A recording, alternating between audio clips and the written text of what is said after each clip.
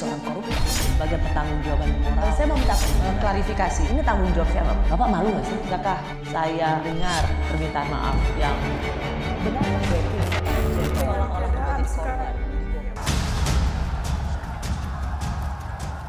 Dan rakyat kita, rakyat Indonesia butuh pemimpin yang tepat, butuh pemimpin yang benar, yang tahu kebutuhan rakyat, yang mau bekerja keras untuk rakyat, dan pemberani demi rakyat.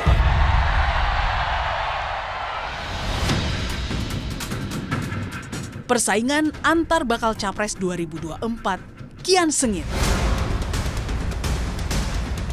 Survei Litbang Kompas 24 Mei 2023 menunjukkan elektabilitas Prabowo Subianto lebih tinggi dibandingkan Ganjar Pranowo dan Anies Baswedan. Perbedaan tipis elektoral Prabowo atas Ganjar dinilai sebagai efek ekor jas Jokowi. Inilah dampak dari bagaimana endorsement yang dilakukan oleh Presiden Jokowi. Dan hasilnya ya publik sekarang melihat bahwa kedua capres ini adalah capres yang dalam tanda petik direstui. Adanya peran besar Jokowi di penghujung masa jabatannya mulai transparan. Puncaknya ketika Jokowi mengumpulkan para ketua umum parpol koalisi pemerintah di Istana Merdeka tanpa ketua umum Partai Nasdem. Keenam punggawa parpol itu sepakat, satu suara di bawah komando Jokowi. Kita masuk timnya Pak Jokowi sebetulnya sekarang, ya kan? Tentu semua ini di bawah orkestra komando Pak Jokowi. Pengaruh Jokowi yang masih sangat kuat, sampai-sampai para politisi pun berebut restu dan simpati Gibran Rakabuming Raka, sang putra sulung. Berdalih silaturahmi, kota Solo seakan tak pernah sepi dari kedatangan tokoh-tokoh politik. Jokowi dan Gibran, faktanya adalah kader PDI Perjuangan, partai yang telah menetapkan Ganjar Pranowo sebagai bakal capresnya.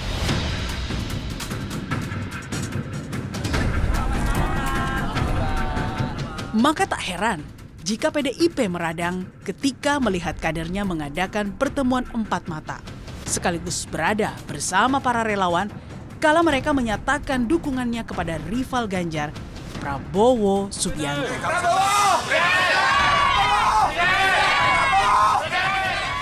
Hingga kalau ada kader partai ini di bawah Bung Karno, di bumi Blitar, siapa yang mengkhianati Ibu Ketua Umum, siapa yang lahir dari rahim PDI Perjuangan, mengkhianati beliau, Tuhan akan melaknat beliau. Setuju? Saya itu cuma kader biasa, saya itu masih kader baru, saya tidak punya pasukan, manuver apa? Saya itu cuma anak kecil, jangan pada panik gitu loh. Strategi politik Jokowi lewat cawe-cawe memilih bakal Capres 2024 pun mulai dibanding-bandingkan dengan sikap politik Susilo Bambang Yudhoyono kala memimpin di periode akhir. Kala itu, SBY memilih diam meski besannya Hatta Rajasa mengikuti kontestasi Pilpres 2014. Berbeda dengan Jokowi yang sangat menaruh harapan agar sang suksesor adalah pemimpin yang dapat melanjutkan program-program andalannya. Oleh sebab itu, ke depan negara ini butuh kepemimpinan yang kuat dan mampu menghadapi ketidakpastian dunia, mampu menghadapi ketidakpastian global. Setuju? Kita butuh kepemimpinan yang kuat. Setuju? Itu yang baru saya usahakan.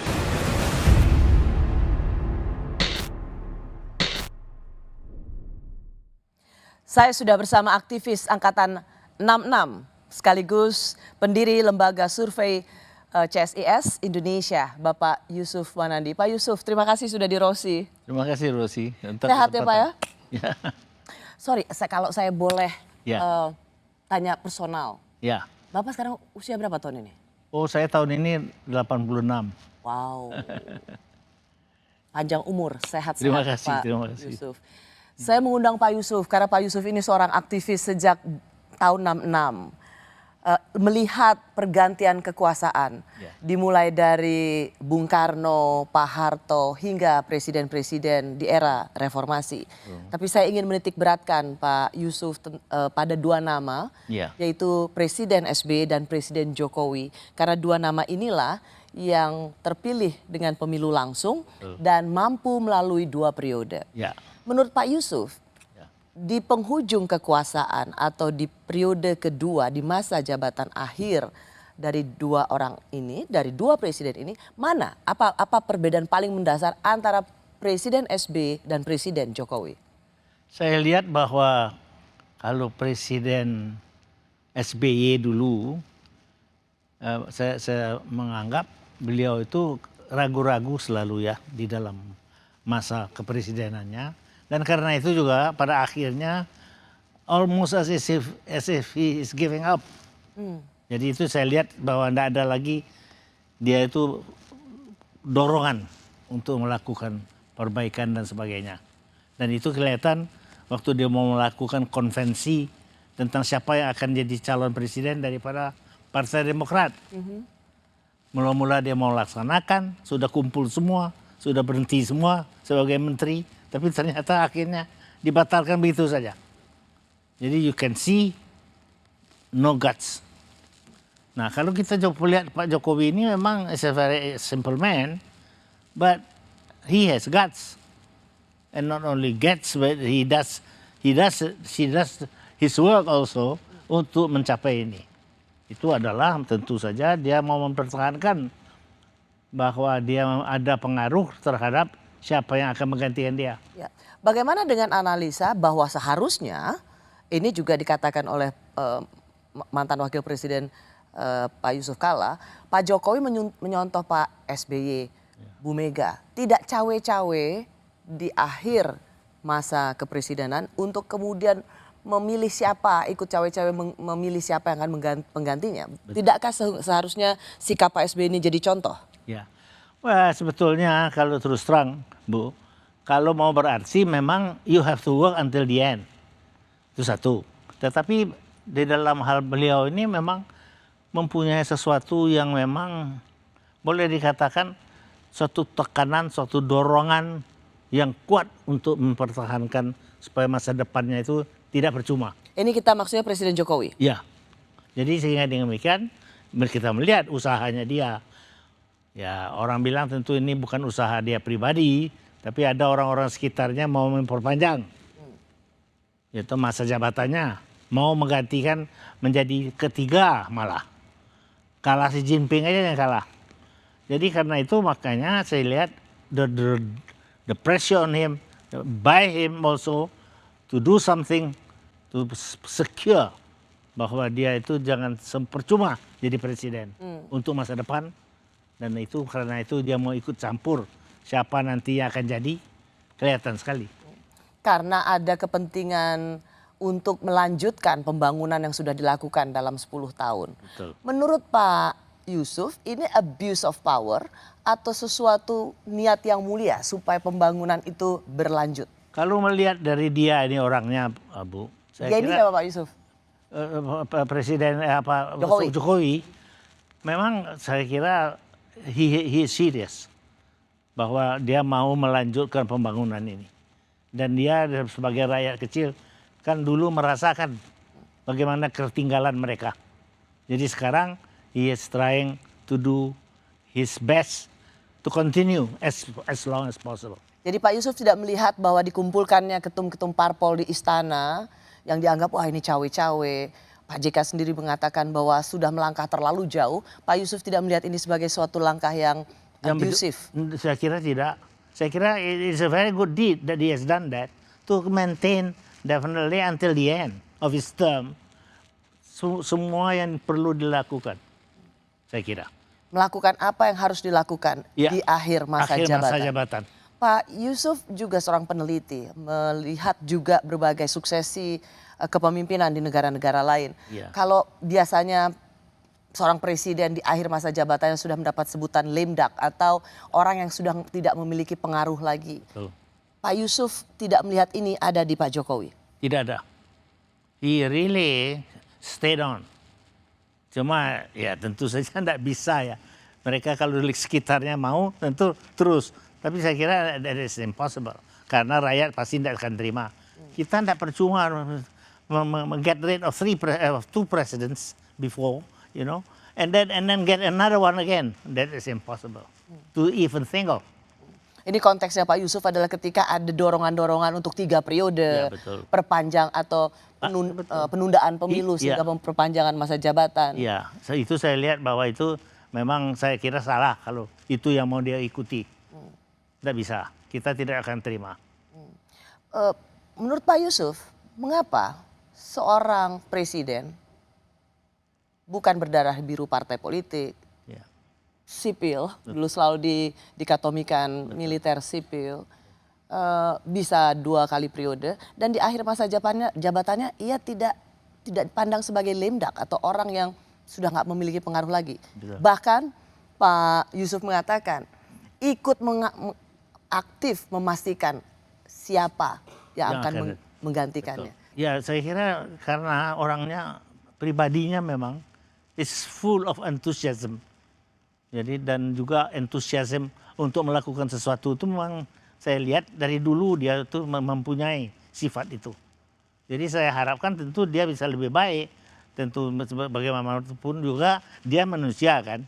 Jadi masih kita harapkan tentu bahwa jangan dalam tindakan-tindakan ini dia berbuat kesalahan-kesalahan. Seperti dibobokkan oleh orang-orang sekitarnya. Pak Yusuf, karena Presiden Jokowi dianggap masih sangat berpengaruh. Ya. Apa yang Bapak bisa baca dari ramai-ramainya tokoh nasional mendatangi wali kota Solo yang notabene adalah putra Jokowi. Ini tidak saja Pak Jokowinya yang masih dipandang sangat powerful, bahkan putranya ikut dipakai untuk political leverage. Well, I'll take that in stride. Dalam arti saya tidak percaya bahwa ini karena dia itu adalah wali kota Solo, tetapi karena dia itu anaknya Pak Jokowi. Itu makanya dengan sendirinya mempunyai beberapa sifat-sifat ataupun beberapa tanda-tanda bahwa bisa menjadi pengaruh terhadap bapaknya. Saya kira it's a natural thing. Karena kalau wali kota Solo bukan siapa-siapa? Nggak mungkin terjadi itu. Nggak mungkin terjadi. Ya, kemarin yang baru cukup heboh Pak Yusuf, Ya. kedatangan Prabowo di tempatnya wali kota Solo dan kemudian berkumpullah relawan-relawan Jokowi, Gibran yang katanya mendukung Prabowo. Ya. Apa yang Bapak lihat dari Entourage. pertemuan entourage seperti ini atau entourage. pertemuan politik seperti ini? Ya, according to me it's nonsense, but anyhow, kalau Nonsense, omong kosong. ya omong kosong aja itu kan perkibulan aja yang diceritakan di sana. Nggak ada yang benar itu kalau menurut saya. Ya toh, jadi it is a facade that they put up, but it's not real. Oh ya? Ya. Begitu banyak orang yang sangat terkejut, Ya. termasuk dari PDIP yang merasa terpancing emosinya melihat pertemuan itu oleh seorang Yusuf Wanandi, itu omong kosong. Saya kira kalau menurut saya, karena apa? Kalau anturasnya PDIP misalnya, sakit hati bisa saya mengerti. Ini relawan ya, kita bicara relawan. Itu saya bisa mengerti. Ya toh, karena mereka merasa bahwa these are not the real ones yang memenangkan Jokowi. Tetapi kalau ini ya toh, kita melihat sebagai suatu kekuatan yang benar, yang betul-betul bisa memenangkannya, saya kira ya it's a little bit too much. Saya akan masih tanyakan soal ini lagi karena politisi senior PDIP misalnya Pak Pandana Baban itu bereaksi cukup keras melihat pertemuan itu. Ini katanya. Ya. Ini terus terang termasuk kekhawatiran dari awal bahwa jangan sampai terkesan anaknya ini dikarbit, dipaksakan gitu loh. Nah sekarang Gibran ini terkejut badannya. Terkejut badan, wah hebat aku rupanya orang penting aku. Prabowo datang, siapa datang, sini gitu ya. Terkejut badan. Ini juga Gibran juga, nggak ada yang negor. Sudah kejadian baru ditegor gitu loh. Itu mega konsisten, serius. Karena bisa dimanfaatkan orang lucu gitu loh. dimanfaatkan lawan-lawan politik, dimain-mainkan, Oke. kan kayak nggak punya kualitas gitu loh. Itu kan langkah Gibran itu kan mempermalukan, membuat grassroots goncang, bikin frustrasi gitu loh. Mahal itu permainan itu, terlampau riskan dia ambil tuh. Jadi maksud aku anaknya dan mantunya juga tahu diri. Ini partai besar, jangan main-main dengan partai besar. Kalau saya berpendapat bahwa ini terjadi, saya ini orang Padang, jadi saya bisa memaafkan bahwa ada begini-begini. Ini kan bukan tipikal Padang, tapi tipikal Jawa. Jadi kalau saya melihat itu, ini this is a facade, this is a something happening yang sebenarnya tidak perlu kita artikan terlalu banyak. Karena ini orang-orang terus terang ya, dengan segala hormat kita membantu Jokowi, tetapi tidak yang memenangkan Jokowi. Ini konteksnya relawan. Ya. Tetapi pertemuan Gibran, wali kota Solo dengan Prabowo yang juga bakal calon presiden ini, tadi seperti kalau meminjam istilah Pandana Baban, mahal loh harganya, guncang akar rumput. Karena seolah-olah melalui Gibran, ini adalah kode dari Pak Jokowi ke Prabowo. Ya. Bapak nggak melihat bahwa keguncangan ini valid dirasakan? Kalau saya tidak, Bu. Tapi ya tentu saja saya seperti saya katakan, saya bisa mengerti kalau orang-orang mungkin yang mempunyai kebudayaan Jawa dengan segala macam-macamnya itu yang kita tidak mengerti di Padang. Jadi itu juga itu terjadi karena bangsa kita kan memang heterogen. Jadi harus kita take it in stride, tapi tidak bisa kita marah-marah mereka. Masa anak-anak muda begitu mau hura-hura silahkan aja, but I don't take that seriously. Oh ya? Ya. Kalau tadi dikatakan Mas Gibran ini bisa dimanfaatkan oleh bisa dimanfaatkan politik. Ya, tentu saja bisa, tentu saja saya kira, tapi saya tidak tahu ya hubungan keluarga dan sebagainya itu. Tetapi kalau menurut saya, it is you have to take that with a grain of salt. Semua usaha-usaha yang begini-begini ini, menurut saya tidak ada banyak artinya ataupun manfaatnya. Oh iya. Ya. Apakah karena Pak Yusuf melihat di sini kan karena ada faktor relawannya, tidak melulu soal Mas Gibran, wali kota Solo, putra Pak Presiden, bertemu dengan Pak Prabowo, tetapi karena ada relawan yang disebut mendukung Pak Prabowo. Itu yang Anda lihat omong kosong soal kerelawanan ini. Betul. Itu yang saya lihat. Ya mau hura-hura boleh saja, terserah mereka ya. Tapi apakah ada manfaat betul untuk bangsa dan negara is a question mark. Kenapa Bapak melihat soal relawan ini? Mau hura-hura silakan aja. Yang benar itu adalah kan yang kita lihat yang seumur hidup barangkali aktif di dalam politik. Itu yang sebetulnya pendorong, pendukung daripada satu perkembangan politik. Bukan anak-anak yang di jalan kebetulan ya toh lantas ketawa-ketawa, itu kan enggak benar. Ya toh. This is nonsense. Jadi ini juga relawan itu sama aja. Ketawa-ketawa, bikin ribut, tapi sesudah itu apa? Enggak ada. Mereka nggak ketawa-ketawa, mereka nggak bikin ribut. Mereka bekerja mereka juga jadi anggota-anggota komisaris dari perusahaan negara dan dapat duit banyak, itu aja. Pak Yusuf melihat relawan sedemikian sinisnya? Well, tidak sinisnya, it's the fact. Litbang Kompas merilis hasil survei. Berbeda dengan hasil survei sebelumnya, kali ini elektabilitas Prabowo Subianto lebih tinggi dari Ganjar Pranowo dan Anies Baswedan.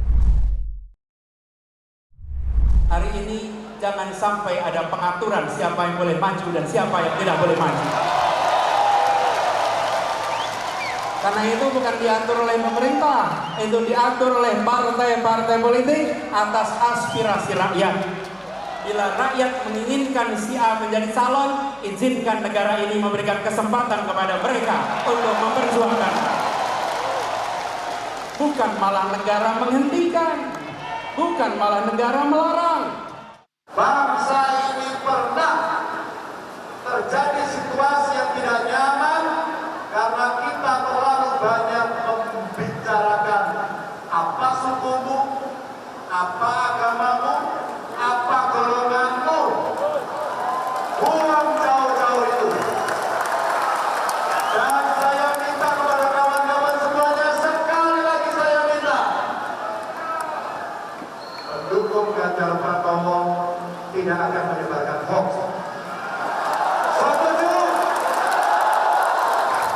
pendukung Ganjar Pranowo tidak akan membuli. Setuju? Ada yang mengejek saya waktu itu, mengenyek.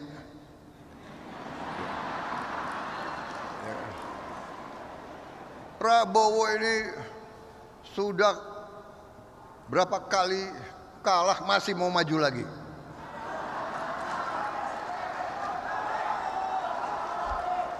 Dia tidak tahu bahwa Prabowo Subianto adalah pejuang merah putih.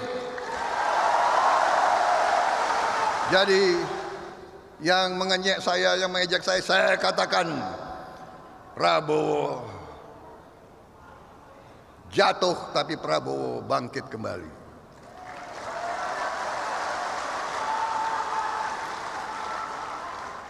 Karena tidak ada kata menyerah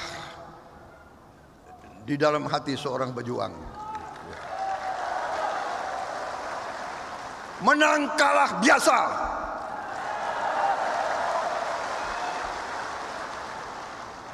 Jangankan menang kalah, mati dalam pertempuran, kita siap. Saya masih bersama Yusuf Wanandi, ia adalah aktivis Angkatan 66 yang juga penulis buku Menyibak Tabir Orde Baru, Memoir Politik Indonesia 1995-1998. Pak Yusuf, saya berasumsi Pak Yusuf cukup mengenal Ibu Megawati. Saya ingat tahun 2004 Pak Yusuf menulis di koran Kompas mendukung pencapresan Ibu Mega. Berbeda langkah politiknya atau dukungan politiknya dengan sang adik yaitu Pak Sofyan Wanandi. Ya, betul. Saya ingat itu. Iya.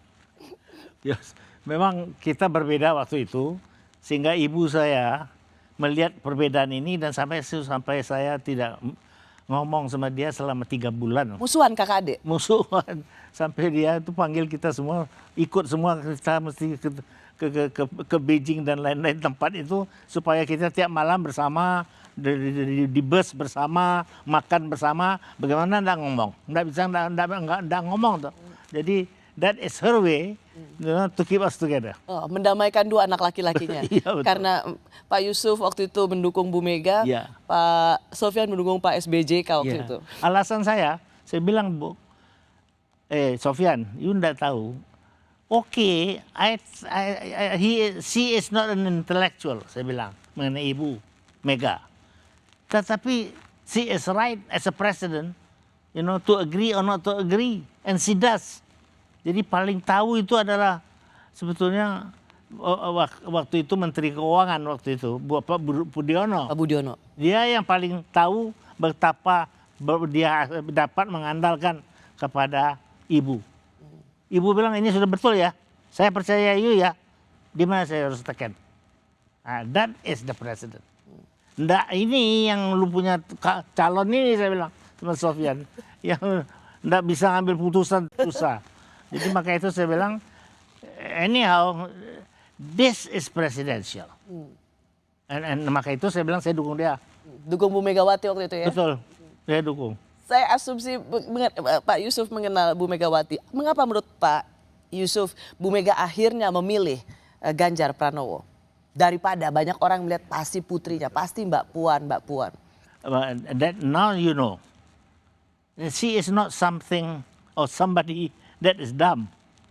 She knows what is real. And she knows also bahwa anaknya ini tidak bisa ini.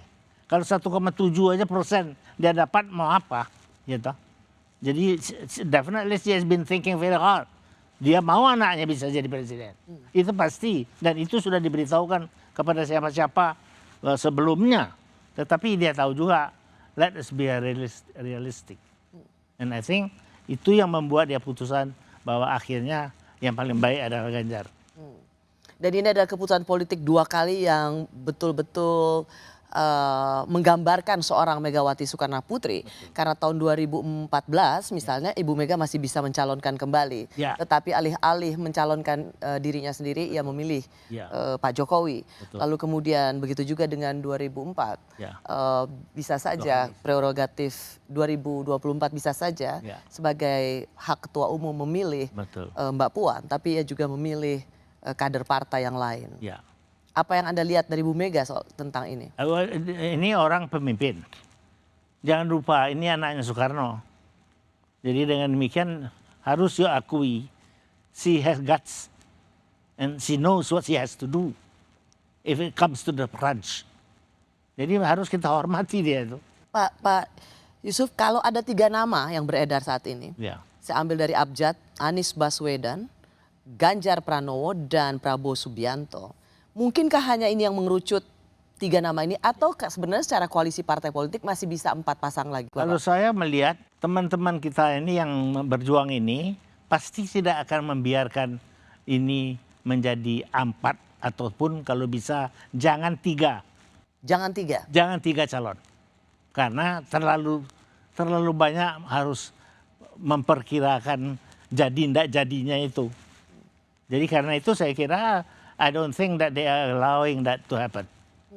Jadi saya kira barangkali tidak akan membiarkan. Maksud Bapak siapa yang tidak akan membiarkan itu terjadi? Yang grup yang mau menang sekarang ini. Berlanjutan. Koalisi keberlanjutan. Ya. Jadi lebih baik 2 nama, bukan 3 nama. Ya betul. Karena 3 nama itu selalu membuka kesempatan 2-1. Dan siapa yang menjadi nomor 2 itu kan berbeda. Apa? Jadi menurut Pak Yusuf, koalisi yang mengusung perubahan, yaitu mengusung nama bakal calon presiden adalah Anies Baswedan, itu ada Nasdem, PKS, dan Demokrat, cukup. 3, betul. Betul, bisa. Mereka bisa, tetapi pokoknya they are trying their utmost the other side untuk bisa mencegah ini. Saya kira. Karena terlalu banyak risiko. Terlalu banyak risiko atas bahwa keluarnya nanti bisa berbeda seperti dulu waktu Anies melawan Ahok di Pilkada DKI Jakarta. Pilkada Jakarta. 2-1 lantas pasti yang kalah yang ketiga itu. Oke, mungkin ini ada baiknya kalau misalnya saya kaitkan dengan Litbang Kompas yang keluar pada hari Rabu kemarin, Pak Yusuf, 24 Mei tentang calon presiden. Ya. Kalau head to head, maka Pak Prabowo lawan Pak Ganjar itu 5148. Di sini angkanya perbandingannya cukup lebih tinggi Prabowo meskipun tipis ya, tapi 5148. Pak Ganjar, Pak Anies unggul Pak Ganjar. Pak Prabowo, Pak Anies 6238. Yang di sini ingin dikatakan adalah tingkat elektabilitasnya dalam hal ini ketika head to head, Pak Prabowo itu menang melawan siapapun. Bisa. Ada kemungkinan, memang Bu. Tetapi pokoknya yang paling penting adalah ada satu calon yang mereka tidak mau bagaimanapun juga menang. Itu yang persoalan. Ada partai politik yang masih dalam kabinetnya Presiden Jokowi, tetapi kemudian mengusung perubahan, itu bersama PKS dan Demokrat. Ya. Satu sisi masih dalam pemerintahan, tetapi satu sisi yang lain mengusung perubahan. Apa yang Bapak lihat dari Ketua Umum Nasdem? Apakah memilih Anies Baswedan itu sebuah kalkulasi politik yang sebenarnya valid? Well, pasti berani. Apa valid atau enggak is a question mark. Berani, yang jelas berani. Beraninya pasti, ya toh. Tetapi whether that is a good decision on his side, you know, to win is a question mark. Kenapa menurut Bapak yang mengusung perubahan itu sulit menang? Apakah menurut Bapak memang sulit untuk? Oh ini tidak ada urusan dengan sulit atau tidak sulitnya Bu. Pokoknya there is a bias. And that is going to be implemented. And if that is going to be implemented, no chance. Apa yang mereka bisa dilakukan hanya untuk mendapatkan 2 nama? Bukankah masih ada 3 partai lagi yang berkoalisi untuk bakal calon presiden Anies Baswedan?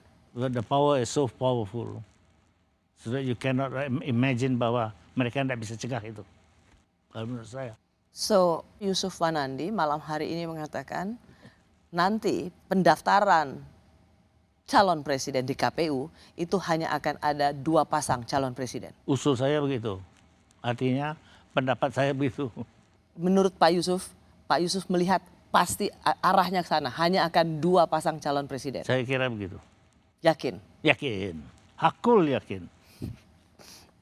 Koalisi partai-partai pengusung Anies Baswedan mengusung tema perubahan. Mantan Wapres Yusuf Kalla bahkan mengungkapkan, kerusuhan Mei 98 jangan terulang. Ada apa di balik peringatan JK? kita hadapi masalah ekonomi, masalah politik, masalah keamanan, dan juga masalah sosial. Apabila ini berlangsung terus akan terjadi masalah besar. Kita harus berusaha jangan terulang 65, 65, 66, 74, dan 28. Jakarta dibakar. Kita tidak mau itu. Karena sebelum itu terjadi, maka kita harus berkeadilan dalam ekonomi, berkeadilan dalam politik. Masalah sosial sekarang sudah mulai berbahaya. Ibu-ibu pakai tas bagus sudah mulai musuh masyarakat. Apalagi tas Hermes. Bukan dia yang salah, suaminya yang ditangkap. Anak-anak pakai motor besar, jadi musuh masyarakat. Ada foto pejabat luar negeri berlibur, musuh masyarakat. Satu langkah lagi apabila ini tidak selesaikan keadilan, akan jadi lagi tahun 98. Dan kita tidak ingin itu. Kita harus hindari itu dengan pemerataan yang adil. Jagalah negeri. Mari kita jaga bersama-sama. Tetapi tidak hanya menjaga, rebut kekuasaan untuk kemajuan. Pemilu itu memang merebut kekuasaan dengan demokrasi. Saya masih bersama Yusuf Wanandi. Ia adalah aktivis Angkatan 66 sekaligus pendiri Lembaga Survei CSIS Indonesia. Pak Yusuf, mendengar pidato Pak JK di acara Milad PKS, saya ingin tanya dulu, ketika kemudian Pak Yusuf mengingatkan kita kembali soal memori kolektif tentang kerusuhan, seberapa nyata kecemasan itu memang ada di depan mata? Pokoknya kalau persoalan keadilan sosial memang hal yang penting, itu betul. Tetapi bagaimana mencapainya juga penting.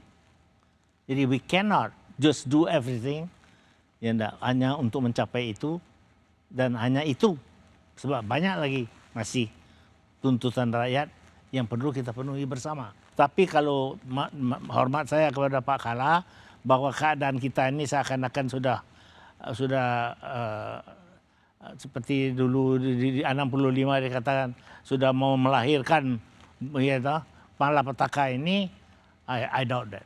Tidak seperti itu? Tidak seperti itu. Bapak meragukan apa yang dikhawatirkan oleh Pak Yusuf Kala itu akan terjadi di masa saat ini? Ya pasti enggak sekarang. Karena ini menjadi relevan ditanyakan karena Pak JK kan jangan sampai terulang 65, 66, 74, 98. Itu semua masa di mana 66 Pak Yusuf ada di jalan juga waktu itu. Betul. Itu jauh dari situasi saat ini. Situasi sekarang ini, whether you like it or not, has helped a lot to move on. Tidak ada, mungkin gini, apakah ada situasi sekarang yang bisa mendorong atau menjurus ke arah situasi seperti 66, 74, 98? Tidak ada sekarang. Tidak ada faktor-faktor yang bisa mendorong ke arah itu? Tidak ada, sekarang ini ya. Betul. Jadi Bapak sama sekali tidak setuju dengan apa yang dikatakan oleh Pak JK. Keadilan sosial yes, Bapak bilang tadi setuju. Pasti harus. Tetapi kemudian mengingatkan kita bahwa sekarang kita adalah yang dikatakan oleh Pak JK adalah ada masalah ekonomi, masalah politik, masalah sosial. Dan kemudian merefer kepada apa yang terjadi pada tahun 65, 66, 74, 98. Jakarta dibakar. Itu Bapak mau sanggah itu? Sama sekali tidak setuju? Tidak setuju. Bahwa ada situasi di sini yang bisa mengarah pada kondisi seperti itu? Tidak setuju saya. Bahwa itu akan bisa ke arah sana pada waktu ini. Tetapi ya perbaikan-perbaikan selalu harus kita lakukan. Itu pun benar. Dan namun apakah itu lantas satu-satunya soal yang kita hadapi? Pasti tidak.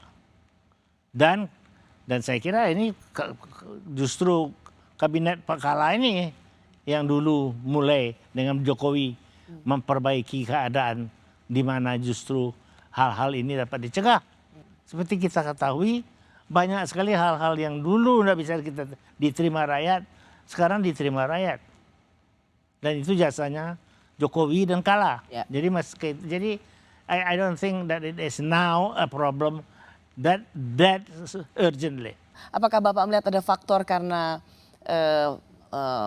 Pak JK terpisah karena berbeda calonnya di 2024? Saya kira tentu ada faktor ini tersangkut di dalam penilaian beliau ini. Beda pilihan, Ya. suksesi. Ya. Sehingga Pak Yusuf apakah cukup heran mengapa ini sampai keluar dari Pak JK karena ya ini wajar dikatakan karena ini beda pilihan. Ya, saya kira begitu, memang. Pak Yusuf, jadi sebenarnya kita ada Pak JK yang juga ikut mengusung Anies Baswedan. Ya. Ada Bu Mega yang sudah mendeklarasikan Ganjar Pranowo. Ada Surya Paloh, Ketum Partai Nasdem yang juga ikut mengusung Anies. Ada juga Pak Jokowi. Di antara nama-nama ini atau yang belum saya sebutkan, siapa menurut Pak Yusuf kingmaker yang sesungguhnya? Adalah Presiden. Jokowi? Ya. Dia yang sesungguhnya? Betul. Bukan yang lain-lain? Bukan yang lain-lain. Yang lain-lain ikut di sini, di sana. Tetapi the real one is Presiden Jokowi. Kalau kita melihat apa yang dikatakan Bu Mega setelah deklarasi Ganjar Pranowo, ini kata Bu Mega. Nah kalau sekarang ditanya siapa begitu, ya saya tadi sudah bilang sama Pak Mardiono, tunggu dulu ya Pak ya. Karena kok kayak ini akan banyak yang antri ya. Orang yang disebut kok cuma satu ya. Padahal tadi kan saya bilang, ini kereta saya ini udah banyak yang mau naik loh. Jadi ya tunggu aja lagi. Banyak kok saya udah punya di sini. Berapa tuh? 10 apa piro yo. Iya nanti kan mengerucut sendiri. Tapi oleh pikiran saya. Pak Yusuf bagaimana melihat seberapa memang menawannya PDIP dengan Ganjar sehingga menawan. Jadi begitu banyak yang ingin bergabung berkoalisi. Ya betul. Ya tentu saja yang menang tentu diikutin yang banyak orang. Tetapi saya hanya karena cinta saya kepada PDIP ini ingatkan PDIP, don't get overboard. Jangan terlalu berlebih-lebihan. Meskipun kamu gede sekarang, belum tentu besok kamu segede itu lagi. Jangan sombong maksudnya? Jangan sombong. Kenapa Bapak Yusuf melihat ada kesombongan? Ya karena as if the whole country is dependent on them alone. That is not true. Maka itu akan merugikan mereka sendiri. Kalau itulah yang dianggap orang. Cuman wajar kan 20% bisa mengusung sendiri partai pemenang pemilu. Ya pemilu pemilu. Pemilu itu selalu bisa berbeda. Dan itu yang bisa merubah.